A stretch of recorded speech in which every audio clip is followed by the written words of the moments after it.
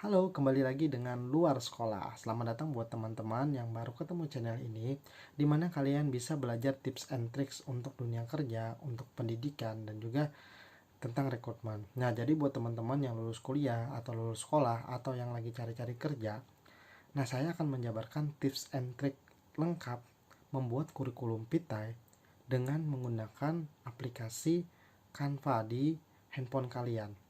Nah, bagi kalian para pencari kerja, senjata utama kalian ya adalah CV atau kurikulum Pitai dan berkas lamaran kalian. Saya yakin kalau googling di internet banyak banget contoh CV. Mungkin teman-teman yang ingin membuat CV atau memperbaiki CV agar lebih menarik bingung yang mana harus yang diikutin.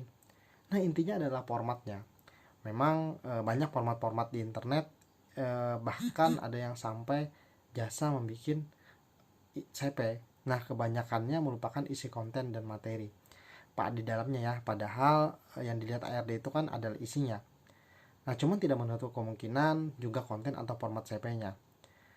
Nah, jadi percuma tampilan bagus, cuman isinya tidak menarik, tidak berbobot, atau tidak sesuai dengan kriteria HRD. Apalagi sekarang perusahaan-perusahaan besar itu sudah mulai menggunakan namanya aplikasi APS, yaitu aplikasi tracking system, di mana sorting CP kalian itu langsung dicek oleh aplikasi tersebut. Tentunya harus lebih teliti dan membuat CP. Nah, buat adik-adik yang masih SMA, kalau kalian tidak memiliki laptop atau komputer, nah kalian bisa membuat CP atau kurikulum Pitai itu melalui aplikasi Canva. Nah, mau tahu tips and triknya? Silahkan kalian tonton konten hari ini sampai selesai. Oke teman-teman, kalau kalian sudah mendownload aplikasi Canva melalui Play Store, nah kalian langsung buka saja aplikasinya. Nah, ini aku akan jelaskan beberapa poin-poin penting dalam aplikasi Canva dulu ya, secara umumnya. Nah, di sini banyak sekali ya konten-konten yang menarik, desain-desain yang menarik yang bisa kalian buat. Nah, buat teman-teman yang masih sekolah atau membuat tugas sekolah, di sini banyak sekali konten-konten menarik, baik itu presentasi, kalian bisa bikin brosur, slogan, cerita, logo, kalian bisa bikin semua di sini. Dan memang banyak sekali ya materi-materi yang ada di dalamnya. Nah, hari ini aku akan menjelaskan dulu tentang membuat CP ya melalui aplikasi Canva. Nah, sudah aku bilang di awal bahwa membuat CP di aplikasi Canva ini cukup cuma 10 menit saja. Nah, pada bagian pertama, kalian langsung buka di paling atas, yaitu kantor. Lalu kalian pilih daftar riwayat hidup. Nah, daftar riwayat hidup ini atau kurikulum Pitai ini, nah banyak sekali konten-konten yang menarik yang bisa kalian buat. Nah, untuk kalian tuliskan di dalamnya tentang biodata diri kalian.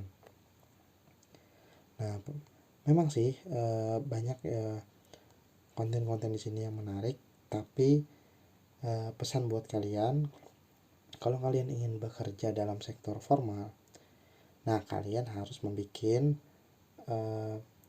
CV-nya yang juga berbentuk formal. Nah, biasa hitam putih, tidak usah terlalu banyak warna. Tetapi kalau kalian bekerja dalam sektor swasta atau sektor kreatif, nah bisa saja kalian bikin CV-CV yang berwarna-warni, yang mungkin menarik dari kontennya. Nah, di sini aku sudah bikin satu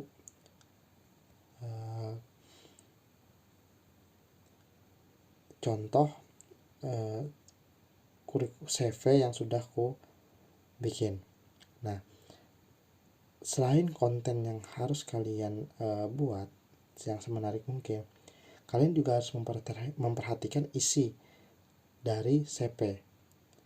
Nah, di sini akan aku jelaskan. Ada beberapa poin-poin yang sangat penting sekali yang harus kalian buat di dalam CV kalian. Poin yang pertama adalah nama. Nah, di situ sudah aku tuliskan ya, namaku. Nah, di bawahnya ada alamat dan kode pos. Silakan saja kalian tulis alamat dan kode pos. nomor telepon kalian, email, media sosial, dan juga portofolio. Nah, harus kalian tulis ya, dan kalian juga bisa membuat foto kalian agar HRD bisa melihat fisik dan bentuk fisik kalian. Tentunya kalau sudah melihat fisik nanti akan dinilai secara wawancara ya. Dari CV ini pun juga bisa terlihat bagaimana gambaran tentang diri kalian pada awalnya. Oke, poin yang kedua yaitu tentang saya. Nah, maksudnya tentang saya ini, kalian harus menjabarkan siapa diri kalian berdasarkan apa. Nah, ini sudah aku garis bawahi berdasarkan background pendidikan kalian, aktivitas terakhir kalian, pengalaman kerja kalian, dan juga minat karir. Nah, ini contoh tentang saya ya. Saya Lukman Hakim, lulusan pasca sarjana IPS Universitas Tamanrasat, memiliki pengalaman sebagai staf administrasi di PT Kembang Borneo untuk penyusunan dokumen, penyedia alat kantor, dan staf pelayanan. Saya memiliki minat berkarir sebagai staf administrasi dan mahir menggunakan Microsoft Office. Nah, tentunya yang sudah aku tulis ini sudah mencakup keempatnya, yaitu background pendidikanku, yang kedua aktivitas kerjaku yang terakhir, dan yang ketiga pengalaman kerjaku, dan yang keempat adalah minat karir. Oke, poin yang ketiga yaitu kemampuan dan kompetensi. Apa sih kemampuan dan kompetensi? Nah, kemampuan dan kompetensi ini adalah hard skill kalian atau skill yang kalian kuasai untuk menunjang pekerjaan kalian yang ingin kalian lamar atau kalian daftar. Nah, di sini aku berikan contoh ada 3 ya, karena aku adalah punya pengalaman sebagai staf administrasi. Tentunya aku ingin bekerja sebagai staf administrasi lagi. Nah, tentunya apa saja kemampuan dan kompetensiku? Pertama, aku bisa menggunakan Microsoft Office. Yang kedua, tentang manajemen data, dan ketiga financial report. Nah, itu kemampuan dan kompetensiku. Nah, di sini juga memudahkan para HRD untuk menilai, oh ternyata ada kemampuan dan juga kompetensi yang dimiliki pada saat bekerja nantinya. Nah, buat adik-adik yang masih SMA atau lulus SMA, kalau kalian bingung, kalian tulis saja kemampuan kalian. Misalkan kalian punya ikut organisasi, tulis saja kalian kemampuan kalian ikut organisasi, kemampuan kalian manajemen. Nah, kalian bisa. Tapi setidaknya kalau di era sekarang ya sudah banyak yang bisa menggunakan Microsoft Office, baik itu Microsoft Word, Microsoft Excel, Microsoft PowerPoint. Nah, ketiganya itu kalian kuasai, tentunya kalian bisa kalian tulis di sini. Nah, kebiasaannya dalam CV itu juga menyertakan sertifikat juga.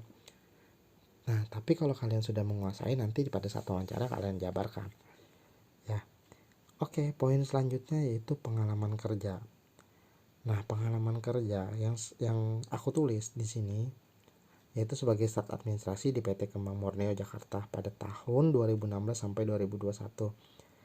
Nah, tugasnya ada 3, bertanggung jawab dalam penyusun dokumen, financial report, dan pengelolaan alat kantor. Maksudnya di sini, kalau kalian ingin menuliskan pengalaman kerja, kalian tulis kalian bekerja di mana, tahun berapa, dan juga tugas kalian apa. Nah, buat adik-adik yang lulus sekolah yang tidak punya pengalaman kerja atau fresh graduate, kalian tulis aja pengalaman kerja kalian yang misalkan kalau SMA kalian pernah ikut apa kayak gitu, kalian tulis aja. Tapi kalau tidak ada ya kalian tulis saja tidak ada. Tapi paling bagus itu bisa saja kalian tulis pengalaman kerjanya untuk anak-anak SMA. Saya masih belum memiliki pengalaman kerja.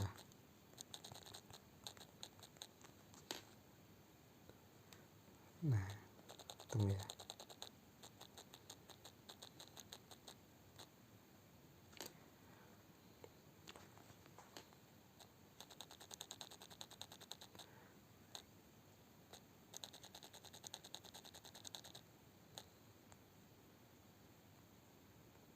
langsung hapus saja.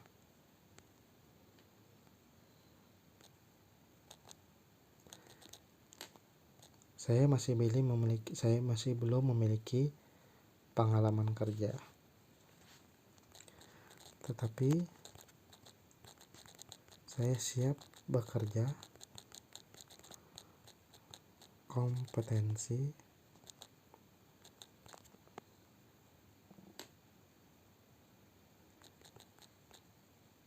yang diajukan sebagai misalkan staf administrasi. Nah, tulis aja seperti itu. Kalau buat anak-anak ya, buat adik-adik SMA. Tapi kalau kalian sudah punya pengalaman kerja, kalian tulis aja. Oke, yang selanjutnya adalah pendidikan. Nah, pendidikan sini poin utamanya adalah kalian menyertakan cuma 2 pendidikan terakhir kalian saja. Misalkan kalau kalian lulus SMA, berarti pendidikan kalian adalah SMA dan SMP. Nah, itu saja kalian tulis. Pendidikannya kalian tulis, nama sekolahnya kalian tulis atau nama tempat kalian belajar di mana, dan tahun berapa kalian lulusnya. Mohon maaf. Tahun berapa kalian tidak masuknya. Nah, jadi kalian bisa perhatikan ya. Nah, di sini contohnya. Nah, ingat tulis nama sekolahnya, tahun kalian masuk, dan juga nilai kalau bisa. Oke, yang selanjutnya, poin selanjutnya tentang penghargaan. Nah, dalam penghargaan ini sebenarnya sih tidak diwajibkan. Tetapi kalau kalian memiliki penghargaan, toh kenapa tidak kalian tulis? Kenapa kalian buat di sana? Ini sebagai penunjang buat HRD bahwa kalian memang punya prestasi, baik itu di bidang akademik maupun di bidang non akademik. Nah, yang terakhir itu adalah referensi kontak. Maksudnya referensi kontak ini, kalau kalian pernah bekerja di satu perusahaan atau satu sektor yang punya pimpinan, tentunya kalian bisa buat nama dan kontak beliau agar para HRD selanjutnya akan menghubungi supaya menjelaskan bahwa benar tidak kalian bekerja di sana. Benar tidak kalian bekerja di sana dari tahun ini sampai tahun sekian. Nah, tentunya ada penilaian tersendiri. Apakah kalian dinilai baik atau buruk itu akan dipengaruhi juga oleh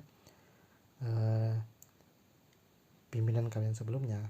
Nah, itu. Nah, bagi teman-teman, membuatnya sih gampang. Kalian bisa kalian bisa pilih konten-konten yang menarik di Canva ini, tapi jangan dilupakan adalah isi dari CP yang kalian buat. Karena sekarang itu sudah menggunakan aplikasi AVS. Nah, itu sangat kecil kemungkinannya kalau kalian itu tidak melakukan kesalahan. Nah, bagi teman-teman, sekian dari saya. Nanti tunggu konten selanjutnya.